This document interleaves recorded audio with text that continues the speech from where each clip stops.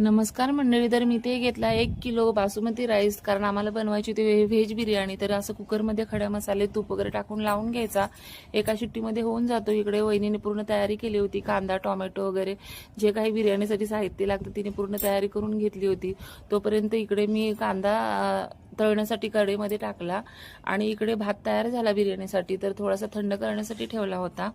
तर कढईमध्ये छान असा सोनेरी रंगावरती कांदा तळून घेतला, कारण या कांद्यामुळेच बिर्याणीला खूप छान टेस्ट येते. टोमॅटोची पेस्ट केली, कांद्याची केली आणि सर्व भाज्या अशा मॅरिनेट करून घेतल्या. अद्रक लसूणची पेस्ट, हिरवी मिरची, मीठ, थोडासा एव्हरेस्ट मसाला, गरम मसाला, तळलेला कांदा, चिकन बिर्याणी मसाला टाकला, दही टाकला आणि सर्व भाज्या मॅरिनेट करून घेतला.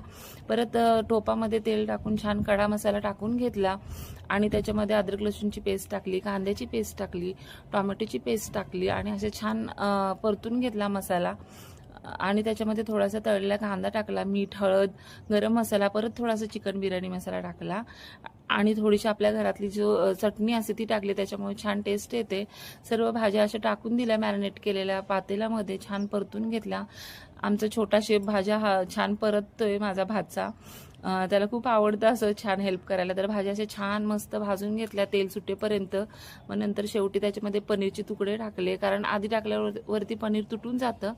छान भाज्या स्टीम झाल्यानंतर थोडंसं पाणी टाकून परत वाफवून घ्यायचा. परत भाताची लेअर टाकायची त्याच्यावरती, आम्ही एकच लेअर टाकतो. त्याच्यानंतर थोडासा फूड कलर टाकायचा ग्रीन, थोडासा तळलेला कांदा, कोथिंबीर, पुदिना, थोडंसं तूप टाकून द्यायचं. मीठ चवीनुसार भाजीतच टाकायचं आणि असं स्टीम करून घ्यायचं छान 21 मिनिटं.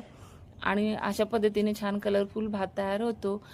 जेव्हा टोपावरती झाकतो आपण तेव्हा त्याच्यावरती जड वस्तू ठेवायची असते, तर आम्ही पाण्याची कळशी ठेवली होती. खूप छान आणि सुंदर टेस्टी झाली होती बिर्याणी, एकदम भारी. ही रेसिपी तुम्हाला आवडली असेल तर चॅनलला लाईक करा